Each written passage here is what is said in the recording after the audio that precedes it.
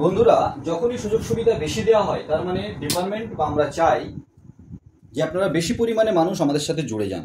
কিন্তু যখনই সেই সুযোগ সুবিধা কমিয়ে দেওয়া হয় বা চার্জেস লাগানো, হ্যাঁ বন্ধুরা, ঠিকই শুনেছেন।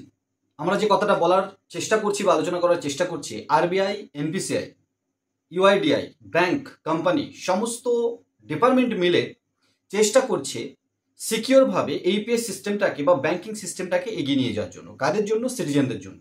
ইনকাম কারা করছে? আপনারা। খরচও করতে হবে আপনাদেরই। আমি বিভিন্ন সময় বলে থাকি যে ফ্রিতে কিছুই হয় না। আলটিমেটলি বন্ধুরা, ফ্রিতে কিছুই হয় না।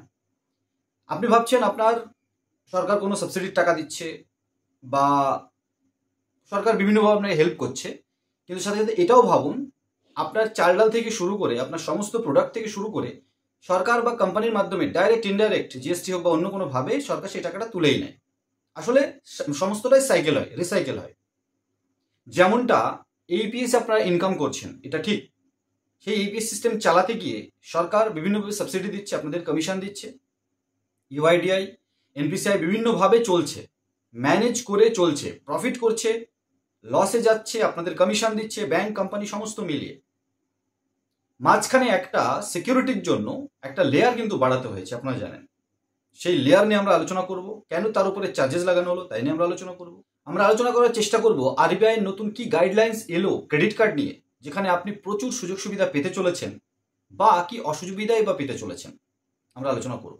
আইনডি টেকজন ইউটিউব চ্যানেলে প্রথমবার এলে অবশ্যই সাবস্ক্রাইব করে পাশে থাকবেন। আর ভিডিওটা ভালো লাগলে স্কিপ না করে দেখুন, অবশ্যই লাইক শেয়ার করতে ভুলবেন না। আর যদি এই ধরনের ভিডিও সবসময় সবার প্রথমে নোটিফিকেশন আপনার কাছে আসুক, এটা আপনি চান, তাহলে অবশ্যই সাবস্ক্রাইব করার সাথে সাথে অল নোটিফিকেশনের যে বেল আইকনটা আছে ওটা অবশ্যই প্রেস করে দেবেন।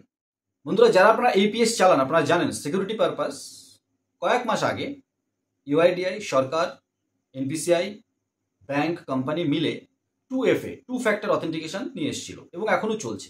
দিনের প্রথম ট্রানজাকশন করার আগে এজেন্ট যে আপনি, তাকে কিন্তু 2 ফ্যাক্টর অথেন্টিকেশন, আধার অথেন্টিকেশনের মাধ্যমে কিন্তু লগ ইন করতে হয় এবং তারপরে আপনি ট্রানজাকশন করতে পারেন।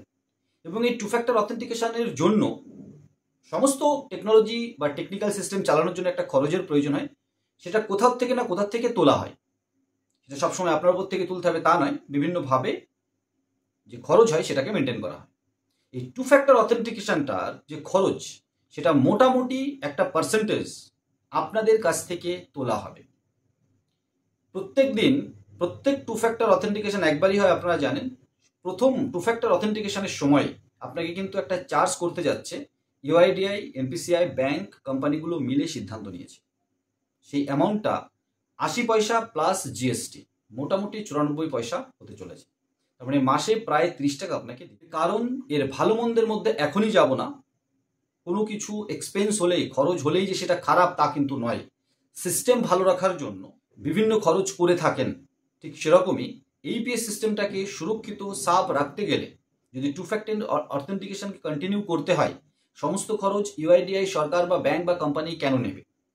তো সেক্ষেত্রে দিনে 1 টাকা মোটামুটি আপনি যদি একটা খরচ করেন, আর সেখানে যদি দেখুন অ্যাকচুয়ালিটি যদি হালকা খরচ বাড়িয়ে, সেই বাংলায় একটা কথা আছে না বন্ধুরা, দুষ্টু গরুর থেকে শূন্য গোয়াল ভালো। তো মানসিকভাবে প্রস্তুত হয়ে যান এখন থেকে। প্রত্যেক মাসে মোটামুটি 1 এপ্রিল 2024 থেকে প্রত্যেক দিন 94 পয়সা করে কাটবে প্রথম 2 ফ্যাক্টর অথেন্টিকেশনের সময়। মানে ইনকাম করার আগেই আপনাকে একটা রেকারিং এক্সপেন্স কিন্তু করতে হবে।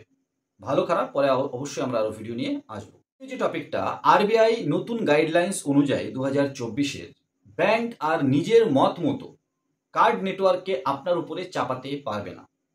মানে এই ক্রেডিট কার্ড যখন আপনাকে ইস্যু করা হয়, আপনি যখন যোগ্য হন, এলিজিবল হন, আপনি পান, আপনার ব্যাংক যখন ক্রেডিট কার্ড দিত আগে, তখন ভিসা, মাস্টার, আমেরিকান এক্সপ্রেস, এই দুটো তিনটেই কার্ড নেটওয়ার্ক ছিল বা এখনো আছে, আপনাকে চাপিয়ে দিত। ব্যাংকের সাথে টাই আপ যে কার্ড নেটওয়ার্কের ভালো, কমিশন বলুন, ফিচার্স বলুন, বা যে কার্ড নেটওয়ার্ক আপনার মানে তার কাস্টমারের ভালো ফিচার্স সুবিধা দেবে, ক্যাশব্যাক দেবে, ব্যাংক কিন্তু সেটা চাপিয়ে দিত। এখন আরবিআই নতুন নিয়ম করেছে, ব্যাংকগুলোকে কাস্টমারের সামনে অপশন রাখতে হবে যে কাস্টমার সিলেক্ট করতে পারবে সে কোন ভেরিয়েন্টের কোন কার্ড নেটওয়ার্কের সাথে যেতে চায়, জুড়তে চায়। কেন? কারণ এনপিসিআই এর নিজস্ব প্রোডাক্ট, ভারতের নিজস্ব প্রোডাক্ট রুপে কিন্তু লঞ্চ হয়ে গেছে এবং রুপে ক্রেডিট কার্ডকে প্রমোট করছে আরবিআই, এনপিসিআই সকলে। আপনারা জানেন ভিসা বা মাস্টার কার্ড সেটা কিন্তু আমেরিকান কোম্পানি, আর NPCI National Payment Corporation of India ভারতীয় কোম্পানি। ভারতীয় কোম্পানিকে বুস্ট করার জন্য, রুপে ক্রেডিট কার্ডকে বুস্ট করার জন্য এই নিয়মটা কিন্তু আরবিআই এনেছে এবং সমস্ত ব্যাংক চাইলে বা না চাইলে মানতে বাধ্য। তার মানে এরপর থেকে, এখন থেকে আপনি ক্রেডিট কার্ড অ্যাপ্লাই করবেন, এলিজেবল হবেন, আপনি পাবেন, তখন কিন্তু আপনি রুপে সিলেক্ট করতে পারবেন, ভিসা সিলেক্ট করতে পারবেন, মাস্টার কার্ড সিলেক্ট করতে পারবেন। এবং ভারতীয় হিসাবে আমি মনে করি রুপেই আপনি সিলেক্ট করবেন। তার বিভিন্ন কারণ আছে, সুবিধা অসুবিধাগুলো আমরা আলোচনা করবো খানিকটা।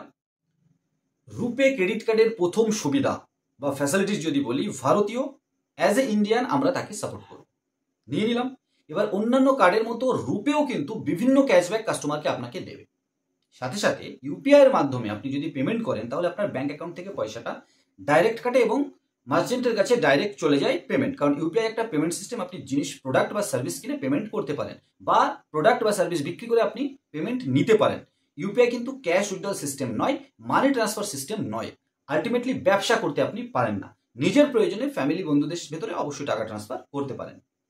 এবারে আপনি যখন ইউপিআই দিয়ে পেমেন্ট করছেন তখন মার্চেন্টের ওখানে আপনি ব্যাংক অ্যাকাউন্ট থেকে পয়সা না দিয়ে রুপে ক্রেডিট কার্ড অপশন সিলেক্ট করেও পেমেন্ট করতে পারেন। মার্চেন্ট বুঝতেও পারবে না এটা ক্রেডিট কার্ড দিয়ে পেমেন্ট হলো, এটা আলটিমেটলি ইউপিআই দিয়ে পেমেন্ট হলো, আর আপনি সুযোগটা পেলেন ক্রেডিট কার্ড থেকে ইউপিআই মাধ্যমে পেমেন্ট করতে পারলেন। এটা কিন্তু মাস্টার বা ভিসা কার্ডের ক্ষেত্রে অ্যাপ্লিকেবল না, কারণ এটা এনেবল নয়। এটা কিন্তু এনপিসিআই নিজে এনেবল করেছে নিজের প্রোডাক্টের ওপরে।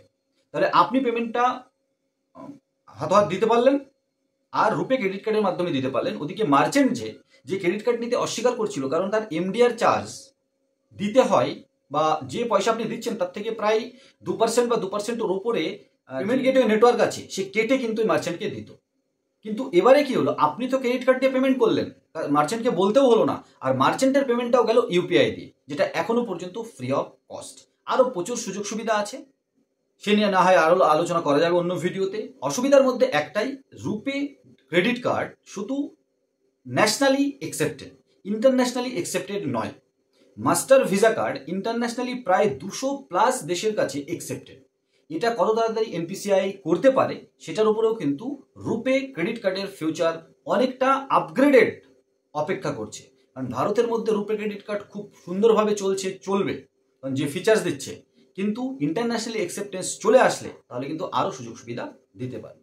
ইউআইডিআই, আরবিআই, ব্যাংক কোম্পানি মিলে এই 2 ফ্যাক্টর অথেন্টিকেশনের উপরে যে 94 পয়সা করে চার্জেস ইনক্লুডিং জিএসটি, এই নিউজটা কেমন লাগলো কমেন্ট সেকশনে বলুন। সাথে সাথে আরবিআই এর এই নতুন গাইডলাইন্স ক্রেডিট কার্ড নিয়ে এই নিউজটাও আপনাদের কেমন লাগলো, এই ইনফরমেশনটা আপনাদের কেমন লাগলো কমেন্ট সেকশনে অবশ্যই।